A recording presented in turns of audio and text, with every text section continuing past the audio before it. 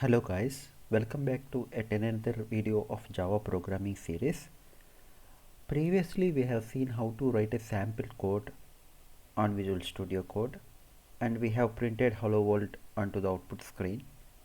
Today we will see what is the compilation and what is the JVM work in the Java environment. So what is the JVM? So JVM stands for Java Virtual Machine. So before we dive into this topic, let me open the Visual Studio Code. So yesterday I have written this code to print hello world onto the output screen. So what is the extension here? .java, and what is the file name here is same as the class file. So hello world. So how we can run this program? Before that, how we can compile this program? So to compile this program, we will write this command called javac space. What is the name of the file? Hello world dot java, and then you click on enter. As soon as you click on enter, if the compilation is successful, then one dot class file will be generated. So that is called bytecode for this particular class file. Okay, so this bytecode is a platform independent. That means you can take this dot class and you can run anywhere in the world. That means without any modification. You need not compile the program in another system as well. So you directly run this dot class file to get the output, provided that that system has JVM in it. Okay, so that is the importance of platform independence. So as soon as you click the enter, so there won't be any errors. That dot class will be generated. So this is the bytecode, and this is non-human readable. That means we cannot read this dot class file. So let me open the. So before going further, where this javac presents? So where this compiler presents? So on the day of installation of Java, I told you to remember the path. So where we have installed Java, so go to your C drive once, and inside program files there will be a folder name with Java. You please click on this, and inside JDK-20 there is a folder called bin. So at the time of installation of Java, I told you to create the path in environment variables, right? So in this bin folder, we will have this javac. So javac.exe. This file is responsible to compile our Java code, and this file java.exe is the is responsible to run our Java code. Okay, these two files are very important. So that is why we set this path in environment variables. So I'm connecting the dots so that it will be easier to understand. Okay, so let me go back to our Visual Studio Code. Now we got the compilation is successful, and we have this dot class file, and this dot class file is, as I said earlier, it is a bytecode and it is platform independent. So you can take this dot class file and you can run on another system as well. Okay, so to run this code, you type this command called java space hello world. There is no need of giving extension, as I said earlier. So java space hello world and click on enter, and we will have this output called hello world. So this is what we have discussed yesterday. So we'll see what is the compilation process internally. So let me open the PPT once again. So basic compilation process of Java code. So what I have done previously, we have written hello world.java. So basically a Java source code, and we are giving it to the compiler to compile our Java code. Okay, that is javac or Java compiler. So what internally Java compilation is a very complex process. So compiler design is a semester long subject for computer science students. So if we discuss the entire compiler details, so it will be a time taking process.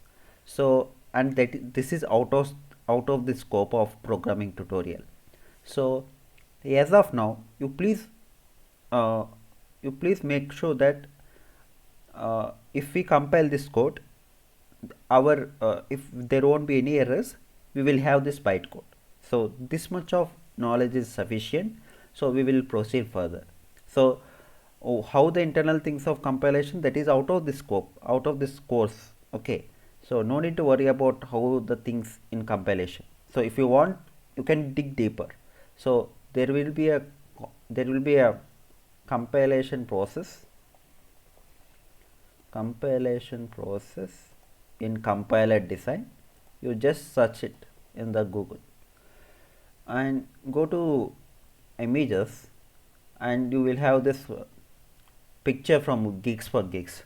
So there is a concept of symbol table, and there is a concept of lexical analysis, syntax analysis, and semantic analysis, and these are out of our Java course. But this is what happens internally. So if you dive deep, the things will getting complex. Okay. So for now, please make sure that it will be compiled if there won't be any errors. So we will get the bytecode. Okay. So this bytecode, as I said earlier, this bytecode is a platform independent file. So we can run this .class file anywhere in the system. Okay. So anywhere in the world, what I mean to say. So this bytecode, so as soon as bytecode is available, if we run this java.hello world, our JVM will get loaded. So JVM stands for Java Virtual Machine. So it will take our bytecode and it will convert this bytecode to machine code. So what is JVM is another kind of a internal details. So there will be concept of JVM architecture. If we dive deep, then it will be it will take longer time. So since this is the basic introduction videos, so we will come back to JVM architecture once we finish object oriented programming. So then you will connect the dots. For now, you please understand that JVM will take the bytecode as an input and converts into machine code. And once we have the machine code, operating system will execute that machine code to get our desired output. So this is the basic compilation process of a Java code. So what is JVM? It's a Java virtual machine. So before that, Java is both compiled and interpreted language. So if we compared with C is only compilation language, and Java is both compiled and interpreted language. So what I mean by that? So once we have this part, what I am highlighting with cursor. So this part. So this part is a compilation process. So JVM part is a running process. Okay. So at the time of running, JVM will interpret that .class files. So it will execute line by line. What is the main difference of compilation and interpretation? Compilation compiles the entire source code. If there is no errors, then it will produce the executable code. And what is the interpretation process? It will take your code line by line, and it will execute and it will give machine code for each line. So that is the meaning of, that is the main difference of compilation and interpretation. So Java is, as I said earlier, Java is both compiled and interpreted language. So once we have the .class file, JVM will load this .class file and it will link all the library files. In the C program we have hash include stdio.h, that is a one library file. So in Java we will see some import statement as this we will I mean to say we will see some import statements in further upcoming lectures. So you can assume that import statements with hash include files if you come from C background. So it will link all those files and it will verify your bytecode, and if everything looks fine, then JVM convert this bytecode to machine code. and then operating system will execute that machine code to our desired outputs.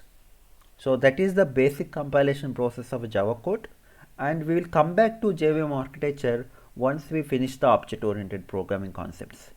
So to give you an extra mile, so we got the source file and we will compile it and we'll get the bytecode, and for each operating system there will be JVM separately. So JVM is platform dependent, guys, but bytecode is platform independent. That is the one point you need to remember.